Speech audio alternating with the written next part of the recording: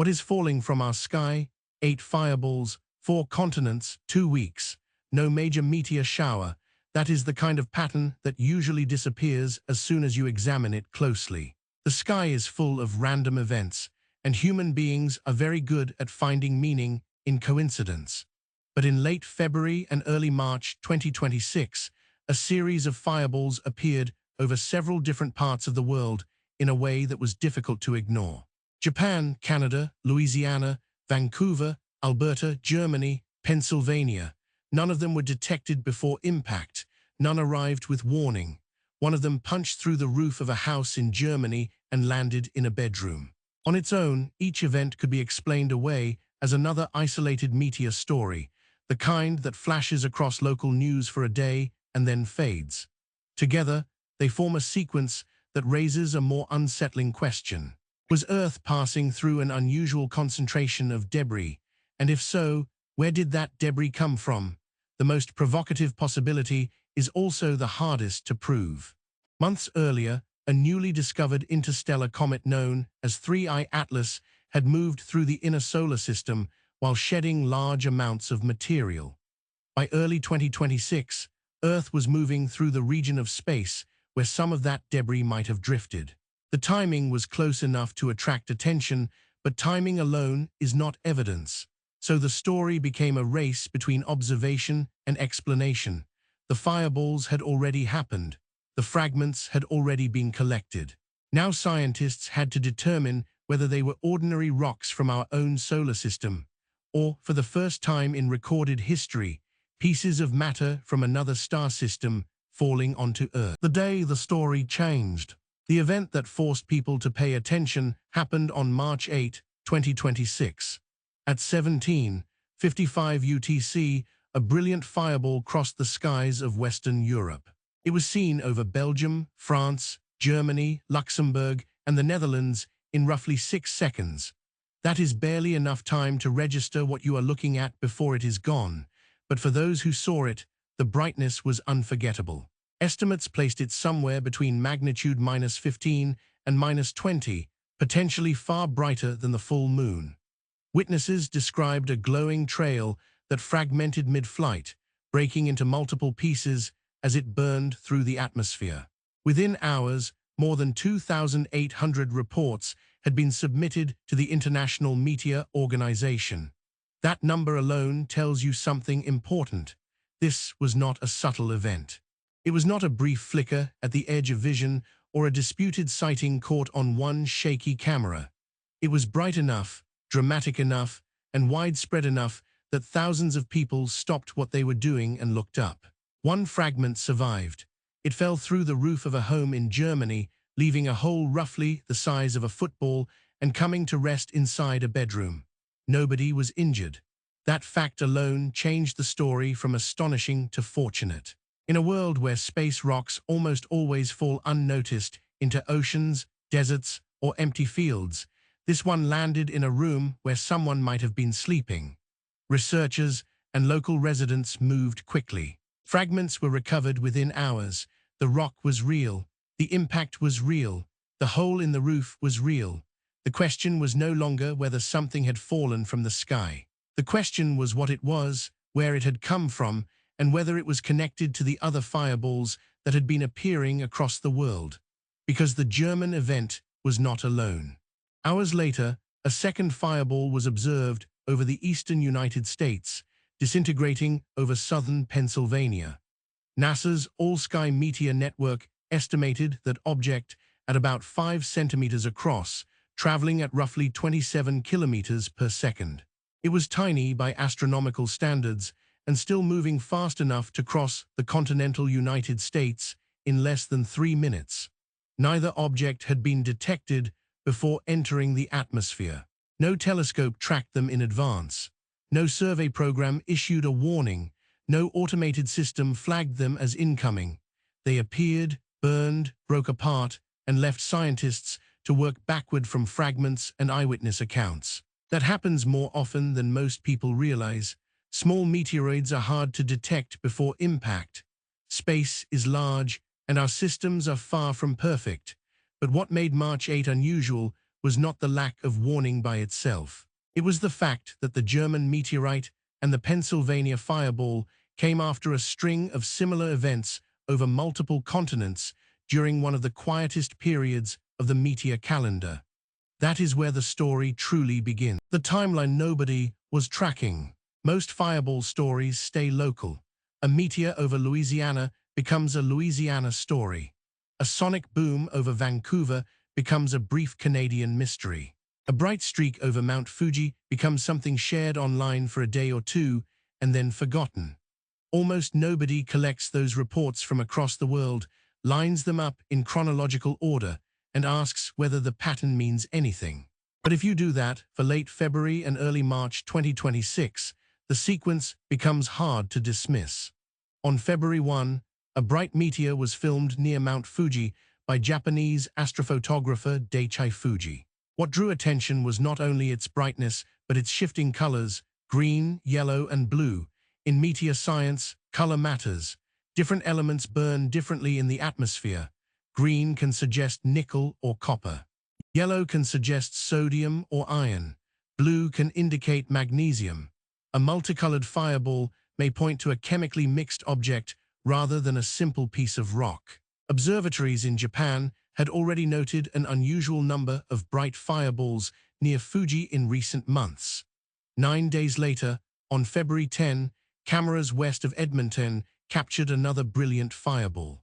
Experts suggested it may have survived long enough to drop fragments somewhere near Jasper National Park. Whether anything was recovered remained unclear, but the event was widely documented. Then came March 2. NASA confirmed a bright meteor over Louisiana traveling at 13.4 kilometers per second. It became visible at an altitude of 77 kilometers and disintegrated at 43 kilometers. That put it far above the cruising altitude of commercial aircraft and bright enough to be widely observed from the ground. On March 3, another meteor appeared near Vancouver, this one traveling at approximately 33 kilometers per second. It produced a sonic boom strong enough to register on seismographs. Residents thought they had heard an explosion or even felt a small earthquake. That detail matters because it removes the event from the realm of social media rumor and places it in the realm of instrumentally recorded fact. 2 days later, on March 5, multiple orange streaks were filmed over Calgary. One astronomer suggested re-entering space debris as a possible explanation, though nothing was confirmed. Then came March 8, with the meteorite through the roof in Germany and the Pennsylvania fireball only hours later. Looked at one by one, none of these events proves anything, but laid side by side, they form a cluster.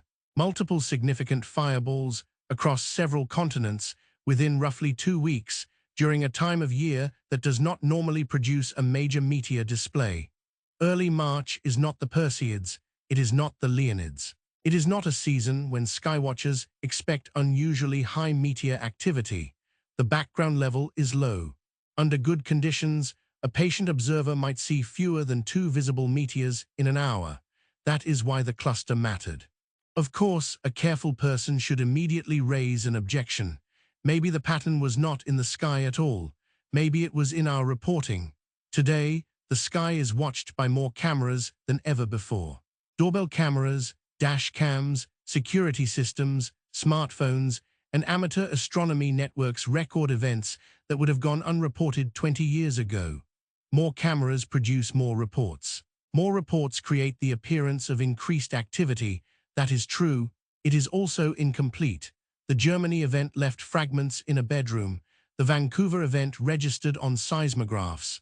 The Louisiana event was confirmed by NASA. These were not just viral videos or misidentified streaks in the sky. They were real, physical events, independently documented in different ways. The question was no longer just whether there had been a cluster. It was whether the cluster had a cause. The blind spot in the sky. To understand why none of these objects was detected in advance, you have to understand a basic weakness in our planetary defense systems. There is a part of the sky we are very bad at watching. The region close to the sun. Ground-based optical telescopes work at night.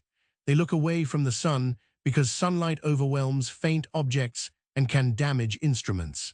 That means objects approaching Earth from the sunward direction, from inside Earth's orbit, or from regions close to the sun's glare can slip through without being seen. This is not a secret. Planetary defense researchers have been talking about this blind spot for years.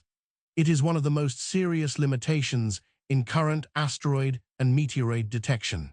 By early 2026, NASA officials were openly acknowledging that roughly 15,000 near-Earth asteroids larger than 140 meters remained undiscovered. At that size, we are no longer talking about rocks that punch holes in roofs. We are talking about objects large enough to devastate a city or worse. Even more striking is the fact that only a tiny number of natural objects in history have ever been detected before atmospheric entry. Most arrive without warning. That includes not just small meteors, but many of the objects that created craters across Earth's surface long before modern astronomy existed. The March 2026 events were small, but they illustrated the problem with painful clarity. If we cannot reliably detect a rock small enough to fit in a shoebox before it punches through a bedroom ceiling, then our small object coverage is essentially non-existent. The German meteorite appears to have come from the sunward direction. That explains why nobody saw it coming. It entered through exactly the region where our observational systems are weakest. There is something unsettling about that. Humanity has mapped planets, landed probes on comets, redirected asteroids in test missions, and built sophisticated sky surveys. Yet one small rock crossed multiple national borders, hit a house, and was discovered because a homeowner heard a crash. That is not a failure of effort. It is a failure of geometry. And into that observational weakness stepped a much stranger possibility.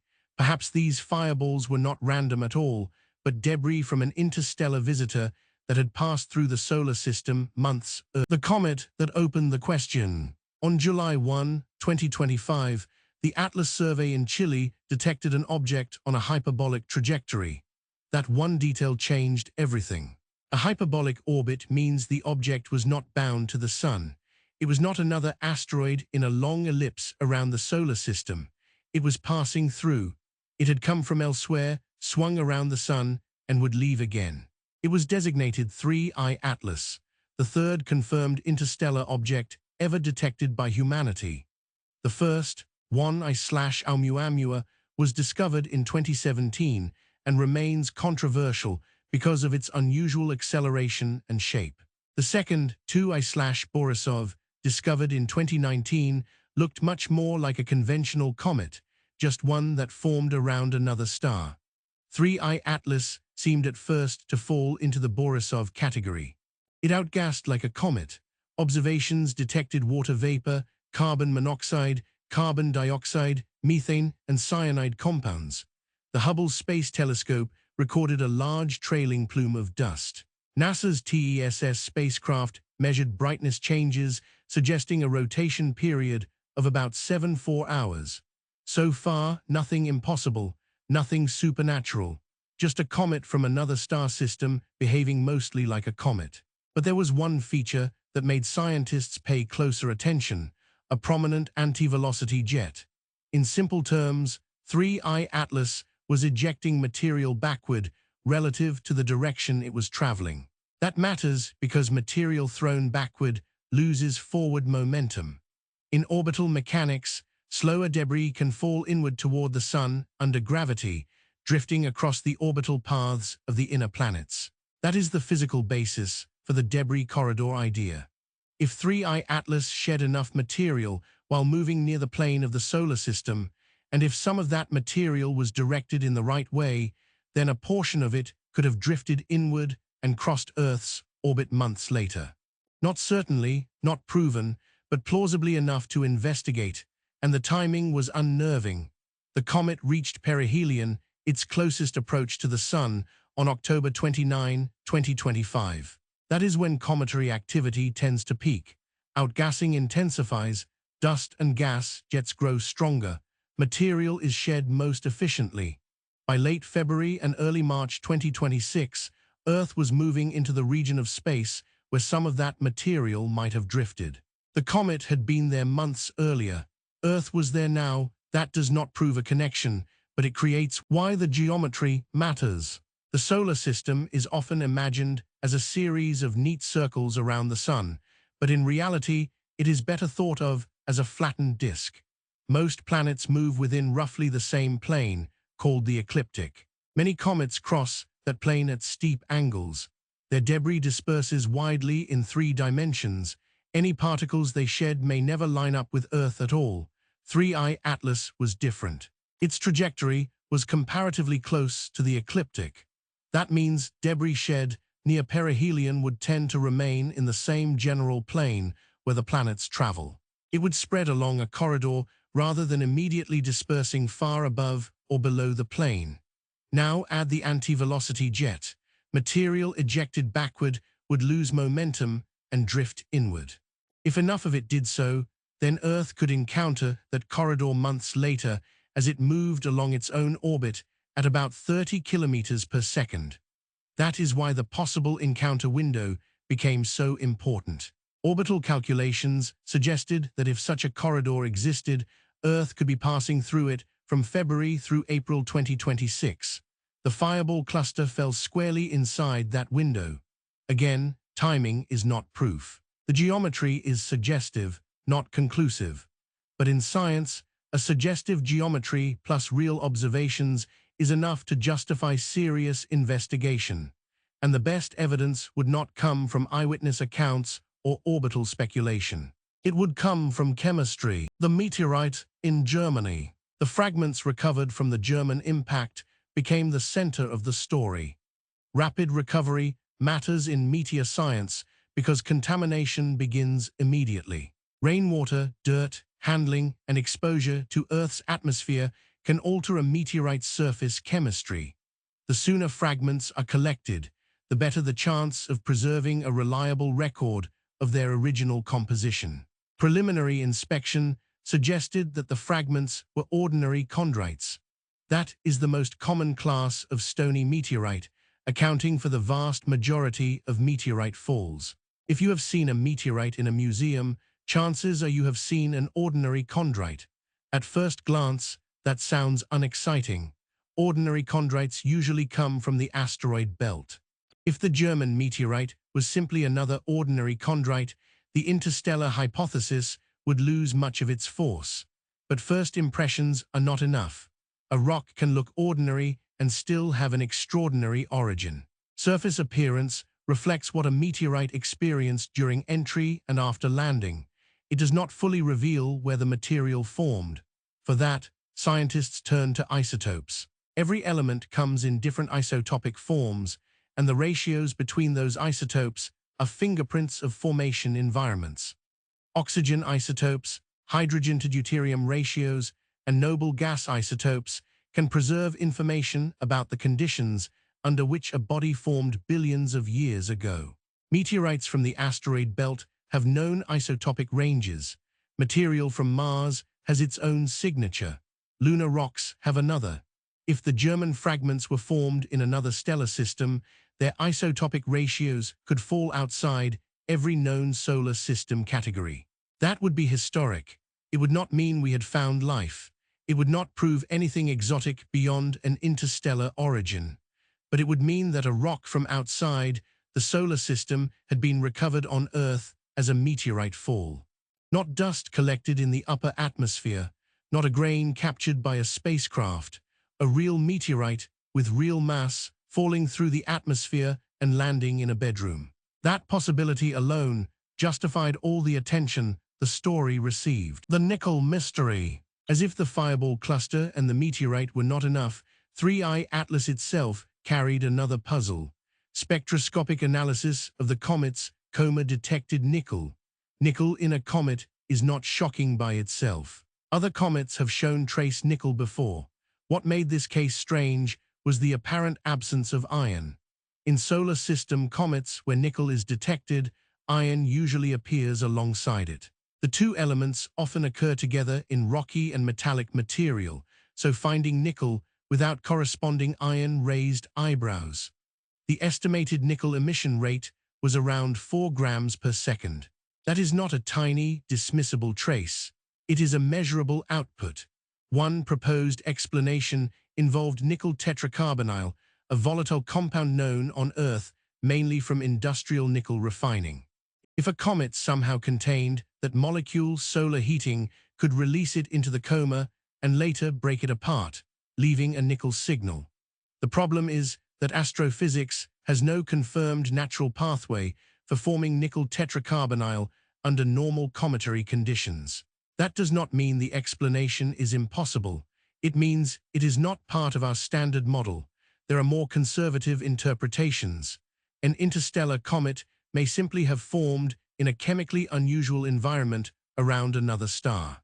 Elemental abundances vary across the galaxy. Different stars and protoplanetary disks produce different starting conditions. What looks strange to us may be normal somewhere else. That is the important lesson of 3I Atlas. It may not be weird in an absolute sense. It may only be weird compared with the tiny sample of objects we know, and that sample is vanishingly small. The Avi Loeb factor. No discussion of an unusual interstellar object stays quiet for long once Avi Loeb enters the conversation. Loeb, a Harvard astrophysicist, became famous for arguing that Oumuamua deserved to be investigated as a possible artificial object rather than being automatically assigned a natural explanation. Most astronomers strongly disagree with that view. The consensus remains that Oumuamua was almost certainly natural, even if unusual. When 3I Atlas appeared, Loeb again argued that the object deserved open-minded scrutiny. He pointed to its anomalous chemistry, its non-gravitational behavior, and the possibility that unusual features should not be dismissed too quickly. That does not mean the artificial hypothesis is persuasive. It is not the mainstream view, and the evidence does not require it. The more probable explanation remains that 3I Atlas is a natural comet from another stellar system. The Breakthrough Listen project even conducted radio observations of the comet using the Green Bank telescope across frequencies often discussed in SETI research. The result was a non-detection, no anomalous signals, no evidence of transmission, nothing inconsistent with a natural comet. That result did not prove the comet was natural in every possible sense. Absence of evidence is not proof of absence, but it did remove the strongest simple test for a technological origin. So where does that leave the story? With a comet that is almost certainly natural, but still unusual enough to expose the limits of our current models, and with a fireball wave that may or may not be related to it. Loeb's real contribution here is not that he proves extraordinary claims. It is that he reminds everyone how small our sample size is. Humanity has observed only 3 confirmed interstellar objects.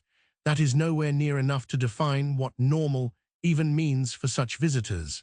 3I Atlas may be typical of interstellar comets, or it may be an outlier, we do not know. The statistical problem. The hardest part of this story is not observational, it is statistical. Every day, Earth is struck by between 100 and 300 tons of extraterrestrial material. Most of it arrives as dust. Tiny grains burn silently in the upper atmosphere or settle invisibly onto the ground. That constant rain from space sounds dramatic, but most of it is physically and socially unremarkable.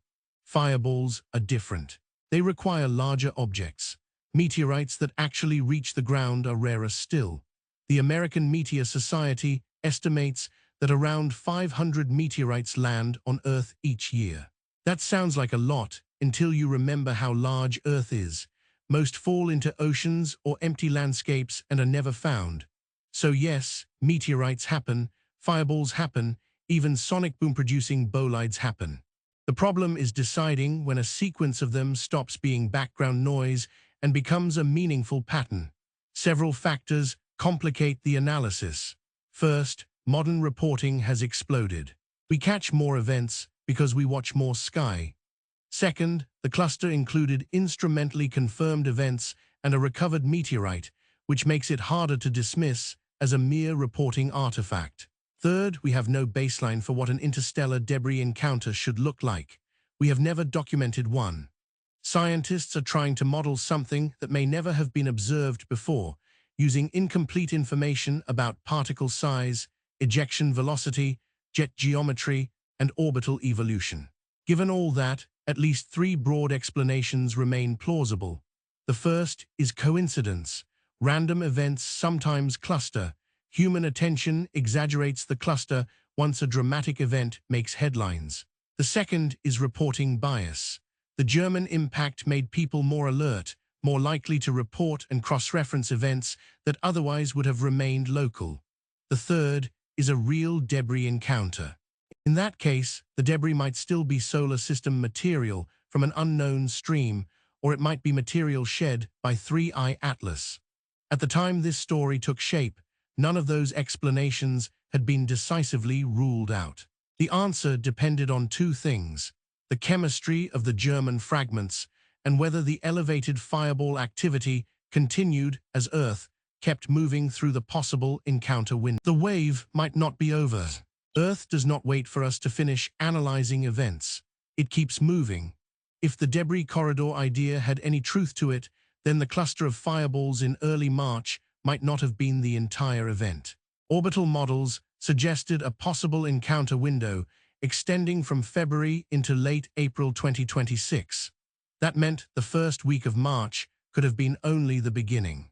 If Earth really was crossing a corridor of debris, then scientists would expect the fireball rate to remain elevated, perhaps even rise, before gradually declining as Earth exited the region. If, on the other hand, the rate quickly returned to normal background levels, the cluster would look more like coincidence. This is what made the moment scientifically unusual. Researchers were not studying a completed event from the safety of hindsight. They were watching something unfold in real time without knowing whether it would become historic or evaporate into statistical noise. That is rare. Most science happens after the fact, with full data sets and time for careful reconstruction. Here, scientists were gathering data while the sky was still actively delivering new variables. Additional reports did continue to surface, including possible events in the Netherlands and Canada, though not all were independently confirmed in detail. That uncertainty only deepened the tension. A negative result would still matter. If the German meteorite returned ordinary solar system isotopes and the fireball rate dropped back to baseline, that would tell scientists something important about how interstellar comet debris disperses, or fails to disperse, into Earth-crossing paths. A positive result would matter even more. If the fragments showed anomalous isotopes and the fireball rate stayed elevated, that would mean Earth had encountered interstellar debris directly. It would show that the solar system is not chemically sealed from the rest of the galaxy, that material can move between star systems and survive long enough to reach worlds like ours. Either way, the story would teach us something fundamental. Jupiter and the next variable. As if the situation were not already complicated enough, 3I Atlas still had one major encounter ahead of it. On March 16, 2026, the comet was set to pass within about 358 astronomical units of Jupiter, roughly 53 million kilometers. That sounds far, but Jupiter's mass makes even distant encounters significant. Jupiter has long been called both a shield and a launcher. Its gravity can redirect objects, tear fragile comets apart, or fling bodies into new paths entirely. The classic example is comet Shoemaker-Levy 9, which Jupiter broke into fragments before those pieces crashed into the planet in 1994. 3I Atlas was not expected to break apart the same way. The flyby was too distant for catastrophic disruption, but tidal stress from Jupiter's gravity could still affect the nucleus. Comets are not solid monoliths. They are often porous, irregular bodies with buried pockets of volatile material under darker surface crusts. If tidal forces exposed fresh volatile ice, the comet could experience new outbursts. That matters because new outbursts can create new jets, and new jets can create new debris. Any new material released during the Jupiter encounter would not affect the early 2026 fireball wave directly, but it could seed a future debris stream, setting up possible encounters months or even years later, depending on particle size and orbital evolution. In other words, the March fireballs may have been one question, but Jupiter introduced another. Even after passing through Earth's neighborhood, the comet was still capable of changing the story. The telescope we need. The deeper lesson of this entire episode is not just about one possible debris corridor. It is about how incomplete our vision still is. The blind spot near the Sun remains one of the greatest weaknesses in planetary defense. The obvious solution is to move the observing platform. That is the purpose of NASA's planned Near-Earth Object Surveyor mission. Operating in infrared and from a space-based vantage point inside Earth's orbit, it is designed to detect objects by their heat rather than reflected sunlight. That makes it far better at spotting dark asteroids and sunward approach paths that are difficult or impossible to monitor from the ground.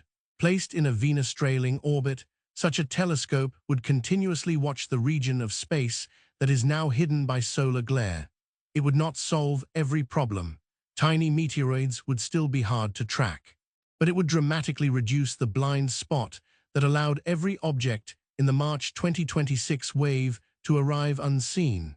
That is one of the ironies of this story. The tools that might have tracked some of these objects before impact were close, but not yet operational. Humanity may have been one mission too early to watch this event properly, and that is often how science works. Discovery arrives before readiness. The sky presents the question first. The instruments catch up late. What this story really means. At its core, this is not only a story about meteors, it is a story about uncertainty. A meteorite falls through a roof in Germany. Fireballs appear over multiple continents. A comet from another star system passes through the solar system shedding material.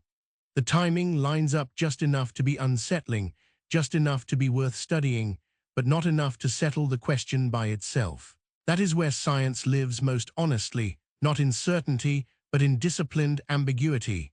There are still several possible endings to this story. One is ordinary but interesting.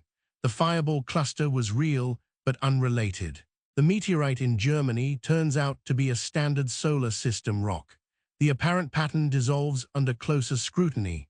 Scientists learn something useful about statistical clustering, detection gaps, and the temptation to connect events too quickly. Another ending is more important. The cluster is real, the chemistry is anomalous, and the interpretation holds.